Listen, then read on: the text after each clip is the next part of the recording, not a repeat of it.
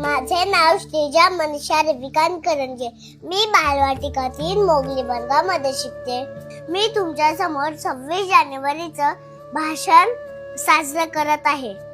भारत जगातील सर्वात जास्त लोकसंख्या असलेला देश. भारत साजरा करतो आपला 77वा प्रजासत्ताक दिन. कसा? लोकसंख्या जवळपास 150 करोड, राज्य 29, बोलीभाषा 1618, जाती जमाती 6400, 6 प्रमुख धर्म आणि वंशिक समाजाने नटलेला 29 सणोत्सव साजरा करणारा लोकशाही असलेला देश म्हणजेच भारत. आकडे जरा मागे पुढे असू शकतात, लहान आहे मी, आकडा नाही, भावना समजून घ्या. भारताची लोकशाही ज्या गोष्टीवर अवलंबून आहे ती गोष्ट म्हणजेच भारतीय राज्यघटना, कॉन्स्टिट्यूशन ऑफ इंडिया. भारताची राज्यघटना ही जगातील सर्वात मोठ्या लोकशाही देशाची सर्वात मोठी राज्यघटना. आता राज्यघटनेवर बोलायचं म्हटल्यावर ती कशी बनली हे महत्वाचं आहेच, पण त्याआधी आपण थोडं मागे जाऊया. दिवस होते 15 ऑगस्ट 1947 अगोदरचे.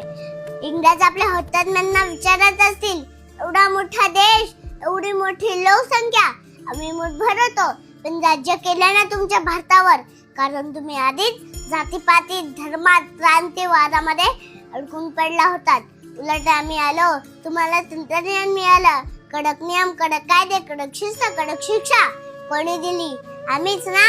मग थोडाफार कंट्रोल आमच्यावर ठेवला तर काय बिघडलेलं? काय राजगुरू सुखदेव, काय आदरणीय भगतसिंग, बरोबर बोलते ना मी, बरोबर ना टिळक? स्वराज्य हा माझा जन्मसिद्ध अधिकार आहे आणि तो मी मिळवणारच. झाशीची राणी, मैं झांसी दे दूंगी. सुभाष चंद्र बोस, तुम मुझे खून दो, मैं तुम्हें आजादी दूंगा. चंद्रशेखर आजाद, दुश्मन की गोलियों का सामना हम करेंगे, आजाद है, आजाद रहेंगे. अशफाकुल्ला खान, खून से खेलेंगे होली, वतन मुश्किल में है. सरोजिनी नायडू, मंगल पांडे, बरोबर ना? आता मी चालले. खूप स्वतंत्र करत होता ना, घ्या तुमचं स्वातंत्र्य, पण एवढ्या मोठ्या देश सांभाळता येईल का तुम्हाला?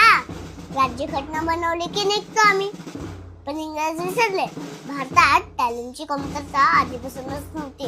आता भारताच्या फाळणीनंतर 299 सदस्यांची समिती निर्माण झाली आणि समितीचे अध्यक्ष झाले न्यायशास्त्रज्ञ, अर्थशास्त्रज्ञ, राजकारणी, समाज सुधारक, विश्वरत्न डॉक्टर भीमराव रामजी आंबेडकर म्हणजेच आपले बाबासाहेब आंबेडकर.